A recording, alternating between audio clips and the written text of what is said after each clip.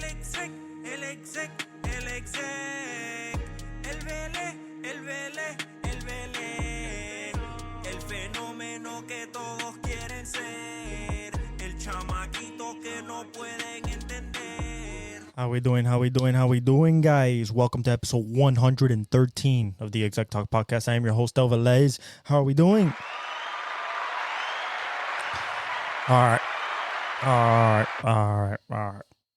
right. So let's start off by recapping what happened during the weekend, and then we'll dive in. Lakers went after Dan Hurley. Failed miserably. Offered him $70 million. He wants to go for a three-peat. Understandable that he wants to go for a three-peat. Hasn't been done since John Wooden. Darren Waller retires. Almost lost his life, I believe, about a year ago in his house. Got divorced from Kelsey Plum. Didn't do much at the Giants, and after 9 years, he calls it quits. Well, not calls it quits, but just says that he doesn't feel like his life is fulfilling right now. So hopefully he gets, he finds his way, and he's gotten through the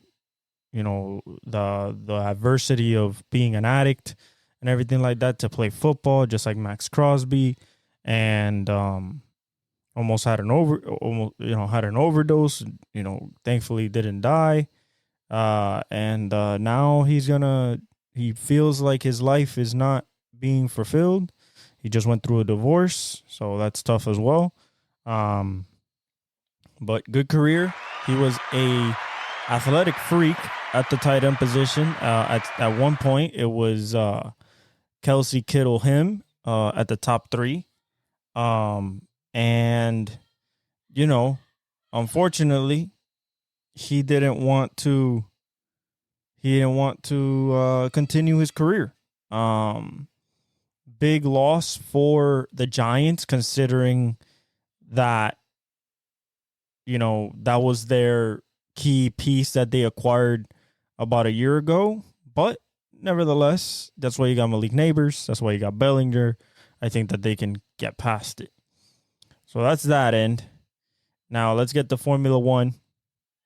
Verstappen wins, but it was actually an exciting race. So I'm not mad that Verstappen won. I'm mad because he won again, but I'm not mad in the way that he won. It was a wet race, then a dry race, then slightly wet, but stayed dry.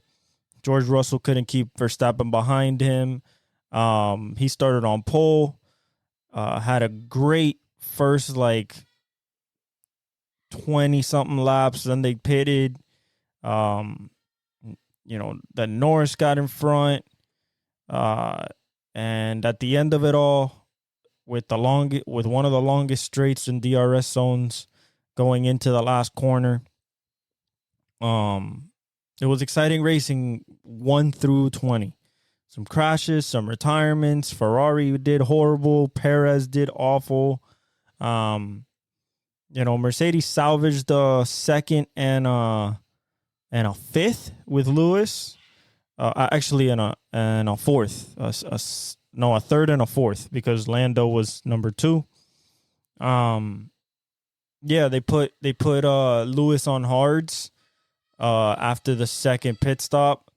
After a safety car. Should have put him on mediums. They put George on mediums. He has a little bit more speed. Lewis had third place. George passes him. And then you get Verstappen, Norris, George Russell, 1, 2, 3. The young guns, the ones that were supposed to take the sport forward after, guys like Fernando Alonso, Sebastian Vettel, Lewis Hamilton, finally gave up the crown. They were supposed to take it forward, and only Verstappen has been the only one taking that huge leap, being a 3-time champion. So an exciting race. They go to Spain next. Hopefully it's just as exciting. Hopefully it's just as exciting. Because it was very entertaining in qualifying, especially during the rain. You know, Canada's always one of those tracks where it's going to be exciting because it allows every car to kind of use their strengths. But other than that, really exciting race. Didn't want Verstappen to win, but not mad at the way he won. IndyCar, a 1-2-3 for Penske. Will Power breaks his 36 race winless streak. Almost had been a year and a half, almost 2 years since he had won. So shout out to Teams Penske once again dominating the IndyCar series. Will Power, one of the all-time greats. You know, he's like fourth all-time in wins now. You know, he's right there in the championship hunt, trying to get his third. Scott's trying to get his seventh. You got Joseph Newgarden trying to get his third. You know, so it's going to be interesting. Scotty Mack trying to get his first is going to be very interesting. I like the battling that there is right now. Palou's just hanging on. He's finishing good. He's not winning, but he won at Thermal, but he hasn't won, after that. Just biding his time. Hopefully he starts, rocking him up at least 1 or 2 wins just to like be safe in the points. If not, he's going to have to keep, scrounging these top 5s and top 10s to make himself valuable in the championship. That was our Road America in Wisconsin.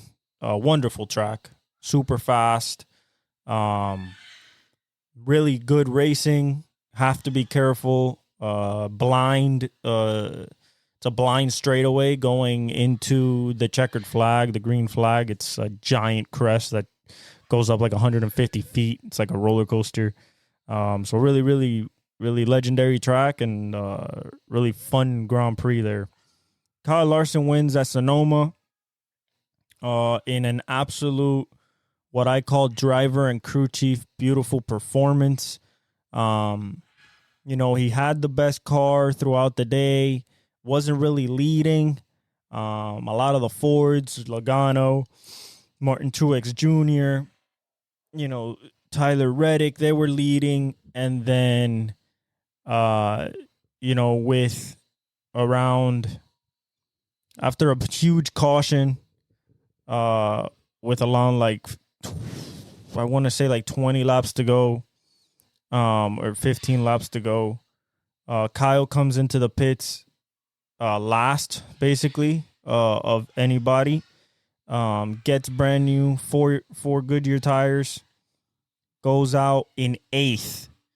And then from 8th in those 15 to 20 to 15 laps, he goes through the field, goes and catches, I believe it was Martin Truex Jr. He goes, catches him after he passes Chris Buescher, and catches him, he passes him with about like 5 laps left and just drives away. And then Martin Truex runs out of gas in second place, coming around the last corner to take the green flag. He finished the race, but he finished it last because he ran it on the starter motor. Like, we're talking about, this guy ran out of gas, literally turning to the finish line. Ridiculous. It was crazy. But shout out to Kyle Larson, 3rd win, ties him with Denny Hamlin for the most wins this year. He is looking like he wants his 2nd championship. He's looking like one of the best drivers in the world right now. Put him in anything he's fast in, he'll win. And I expect nothing less from Hendrick Motorsport. And SVG wins again. So back-to-back road course victories for SVG. Really dominated, went through the field, was at the lead. Then he lost it. He restarted, I think, 4th or 5th. Got a great restart. Went through the outside, then back on the inside. This was also at Sonoma. Goes through the inside, catches some dirt, pushes Allgaier a little bit far, almost out to the dirt. Going into turn 3. And he passed him, and then just something when that guy gets the lead, He is so fast. V8 Supercars experience is incredible. He's gonna be a Xfinity, and he could be a NASCAR champion if he just gets his ducks in a row when it comes to ovals and stuff like that. But he'll learn. He's 30 years old, 31, so I think that he'll learn with the upcoming years. It's only his first year in Xfinity. Probably 2 more years, maybe a year till he jumps onto the big car. So we'll see what happens, but I'm very excited about SVG. Okay, let's talk about the Celtics. Talk about the Mavs. Game 1.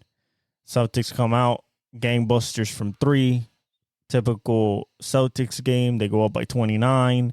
Mavs cut it to 8 early in the third, and then the barrage happens again. They walk away. Winning by 18 pretty comfortably. This game was kind of a precursor of things to come, not on the Celtics side, but more on the Dallas Mavericks side. 1 assist for Luka Doncic. Can't have that. Just cannot have that. You cannot have no help. Even if his guys would have made shots, he would have only had 6 assists, which is still low for Luka. So,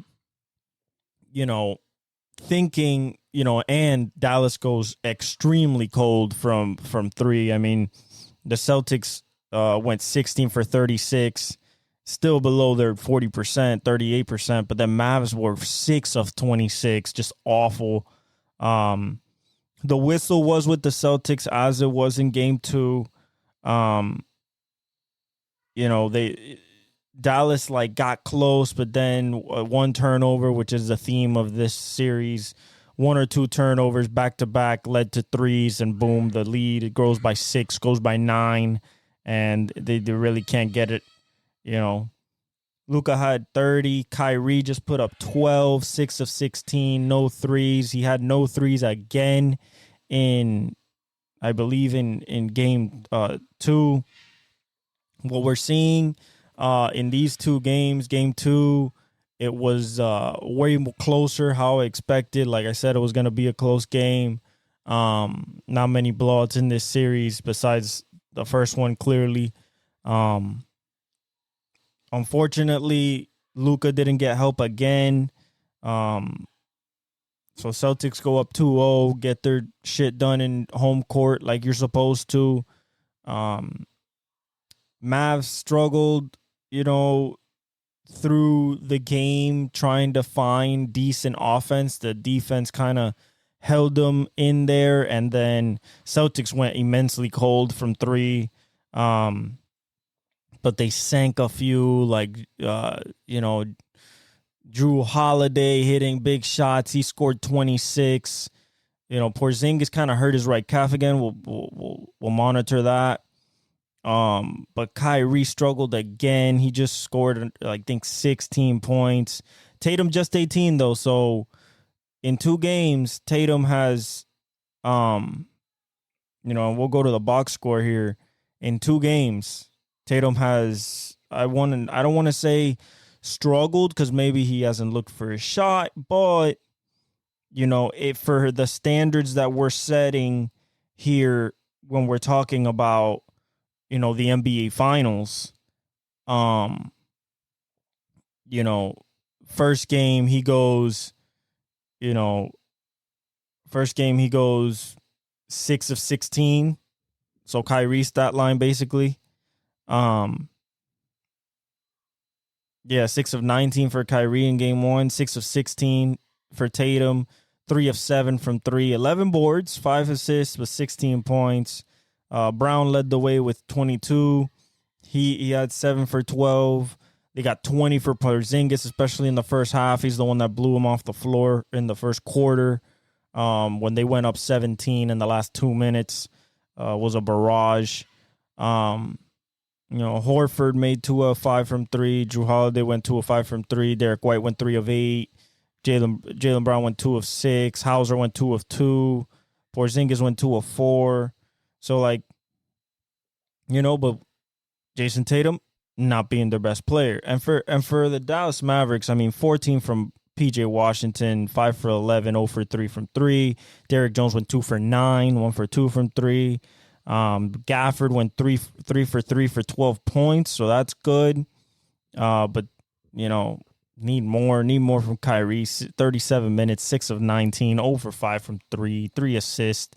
Two assists, 3 rebounds. Just didn't look comfortable. They were banging him around. Like I said, the whistle is definitely with the Celtics, especially when it comes to guarding Kyrie. He's not getting any calls. Kleber shot one shot, made it. It wasn't a 3. Hardaway went 0 for 1 from 3 and 0 for 2 from the field. Lively went 1 for 1. He was in foul trouble. He picked up 5 fouls pretty quickly. And then Green scored 3 points, and then Jaden Hardy scored 13, 4 of 8 from the field, 1 for 3 from 3. But they lost by 18, right? So you're like, okay, what about yesterday? So yesterday is 105-98. PJ Washington puts in 17, so a better performance, but he went 1 for 5 from 3. Derrick Jones went 11 points, 4 for 7, 0 for 3 from 3. Daniel Gafford goes 13 points, 6 of 9. Kyrie goes 7 for 18, but 0 for 3 from 3, 6 assists, 2 rebounds, 16 points. Again, not helping Doncic, who put in a 12 for 21, 4 of 9 from 3, 11 rebounds, 11 assists, 32 points, triple-double. As a 25-year-old in the finals. Had him in the game all game, just was going to cut the lead down to 3 and had a crucial turnover that led the lead to blow up to 9. After that, they could have cut it down to 3 again. And actually, no, they could have tied it. Crucial turnover leads to a 3, and then they missed a shot, and then another 3, I believe, by Drew Holiday, who was terrorizing them in the paint all night long. Just little duck-ins and cuts and just and hitting his 3. The bench didn't give him anything. Lively put in 2 points. Jalen Green, Josh Green put in 4. Dante Exum put in 3. So no help from the bench at all. Tatum put in 18. He went 6 for 22. Even worse, 1 for 7 from 3. But he had 12 assists and 9 rebounds and good defense. Horford went 2 of 8, 1 for 3 from 3, 5 points. Drew Holiday went 11 for 14, super efficient, 2 of 4 from 3, 11 rebounds, 26 points, and literally locked up Kyrie. I can't say it anymore because that's exactly what he did between him and Jaylen Brown. It's tough. It's tough. Kyrie's getting banged up inside, outside. They're reaching. They're not calling nothing. And he's really out of rhythm, especially in Boston. It was loud. Then they made it even louder in Game 2 when he made those comments after Game 1, thinking that it was going to be louder in there. They had to get this one. They didn't. Jaylen Brown, Derek White went 6 for 15, 4 of 10 from 3 with 18. So that's a good contribution. Then Jaylen Brown went 8 for 15, 1 of 5, 3 dunks, 1 of 5 from 3. And 21 points. Hauser scored 2. Porzingis scored 12. Got hurt again, though. And Pritchard scored 3, which was a massive 3 because it was a 3-point game going into the 4th. And Pritchard shoots a heave from about 30 feet and banks it in to make it a 6-point game heading into the 4th quarter, or a 9-point game heading into the 4th quarter. Just a little momentum swing there. Good thing for the Mavericks is that they out-rebounded. So it's rare that the team that out-rebounds the other team doesn't win. But, yes, they did out-rebound them. They went 43-41, so not that much. But, Celtics shot 26% from 3, 45% from the field, 48% for the field for the Mavs. 23% from 3. So, if the threes fell, they would have won this game. If Kyrie would have given them 30, they would have won this game. Same thing with the first game. So these games have been winnable. In clutch time, I still believe in the Mavs, especially at home. This series is not over. This is not going to be 3-0.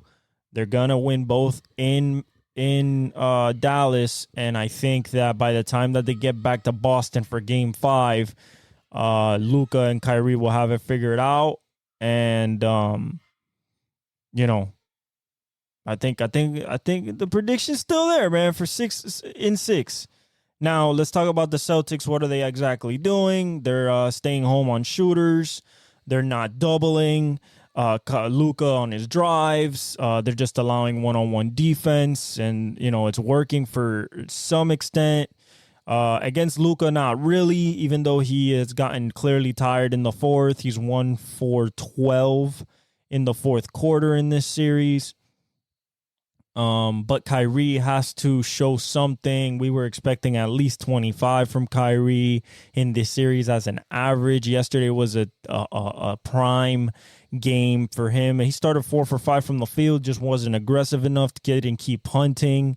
Part of it is he was getting beat up. I am talking about absolutely getting mauled by that defense. I think that the whistle will lean towards Dallas at home.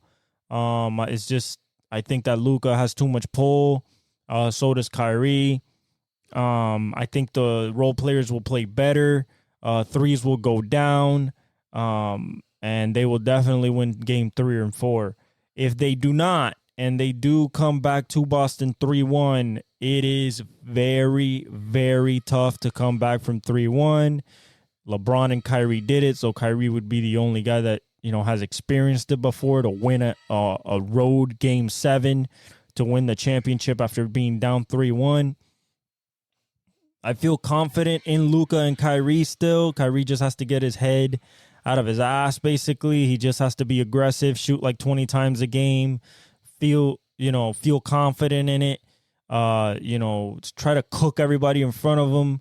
And attack more in transition. One thing that's hurting the Mavs right now is their pace is too slow. They're allowing the Celtics to even off a make or off a miss to set up their defense because Luka loves to play at that pace. They need to speed it up because if not, they're going to fight a set defense the whole time. The Kristaps Porzingis thing is pretty big because if they have to play more Al Horford and God forbids Luke Cornett, it could be a shit show for the Boston Celtics, especially in the rebounding area of the game.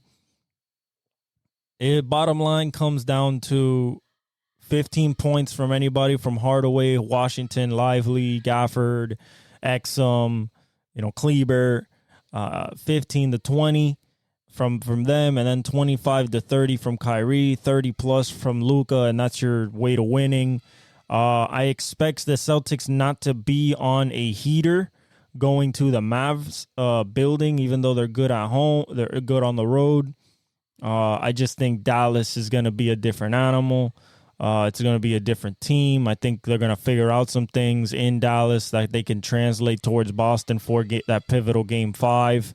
And yeah, man, whoever wins game 5 is most likely the winner of this series. I'm not counting out if the Celtics are up 3-2 that they can't blow it. We've definitely seen it. So, overall, I think it's still going to be a good series. By no means a sweep or a gentleman's sweep. I think that Dallas gets to get back and does what they have to do at home. And, we'll talk about game. Actually, no, because I'll be recording the Wednesday, which is the day of the game. So we'll talk about it next Tuesday about the 2 games, game 3 and game 4. Like we did in this episode. Luka's still the best player on the court. He has to engage himself on defense. So does Kyrie, just like they were in the OKC and Timberwolves series. The problem is with the Celtics, there's so much to deal with, whether it's like the extreme spacing that Mazzulla basically implants into the offense with, Derek White in the corner, and then you got Drew Holiday while Jaylen Brown has the ball and everything. Jaylen Brown's aggressiveness going to the hole when they need a bucket is something that is very, very telling. Jason Tatum is not being aggressive. I don't think he can be at this point. The book is out, I believe. He's not going to be the finals MVP, even if they win. It's in between Jrue Holiday and Jaylen Brown right now, and I think one big performance from either cements that. I don't care what Joe Mazzulla says. I don't care what Jaylen Brown says. I don't care what Jrue Holiday says. I don't think he's the best player on that team. I don't think he's the leader on that team. I hear a lot more when Jaylen Brown is mic'd up than when Jason Tatum's mic'd up. I'm just calling it how I see it. I think Jaylen Brown is the leader of that team, and is the true $300 million man there, and he is earning every single penny of that contract. But yeah, that's what happened. We're down 2-0, not panicking. Seen some good things that we can keep up. Got a lead in the second game. Had a lead. Gave it up. Was in the game the whole time. Could have won it at the end.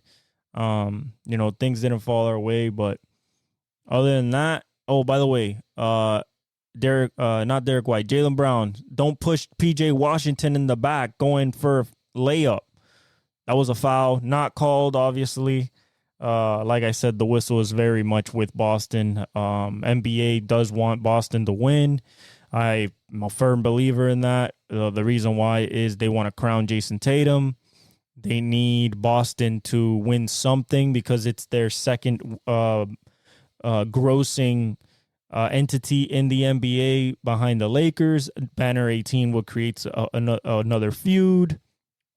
It's highly advantageous for the NBA business-wise for the Boston Celtics to win, but I still think Dallas has the best player in the series, and if Kyrie just comes and is Kyrie, I think that they win, not easily, but they could definitely win comfortably by like 5, 6, 8 points, not, scratching by the skin of their teeth or losing by the skin of their teeth. So, yeah.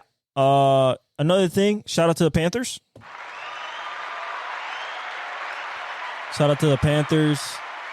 Game 2 is tonight. Game 1 was a helter-skelter, frenetic, up and down, watch McDavid all the time, we got, when we're talking about shots, we got, I think, double, tripled on shots, but, we still won 3-0. I believe we won 3-0. Let me just see that real quick, because if not, I don't want to say nothing. Yeah, we won 3-0, but, shots on goal, when you just look on shots, Bobrovsky had 32 saves, Verhaeghe scored, Rodriguez scored. We scored in the first period, second period, and the third period, just to, make it clear. But, we got outshotted 32-18, so we kind of came back a little bit in shots, but penalty minutes 8-10. We had most of the face-off percentage. We had 60 to their 40. Excuse me. Game 2 tonight. I'm still going with the Panthers tonight. I think that overall, we are the better team. We're the tougher team. I believe we're the tougher team. We're not the most talented team because they have McDavid, but we are the most tougher and deeper team, in my opinion. The key is going to be defending our home court, because going to Edmonton is going to be a tough one, especially with McDavid. It's a better ice, smoother ice. He's going to be even faster. So that's going to be tough with that crowd, but I believe that we can get one over there and then come back here and seal it up. Not saying it's going to be in 5. I still got Panthers in 6, but I believe that we can get one over there in Edmonton. But we need to get this one tonight. As for the MLB, Aaron Judge is killing the league again. He's on a rapid pace. He's at 24 home runs, leading the majors. O'Neal Cruz has started to find it a little bit. I've seen that he's hit a couple bombs. He's hitting doubles. Ellie's starting to find it again.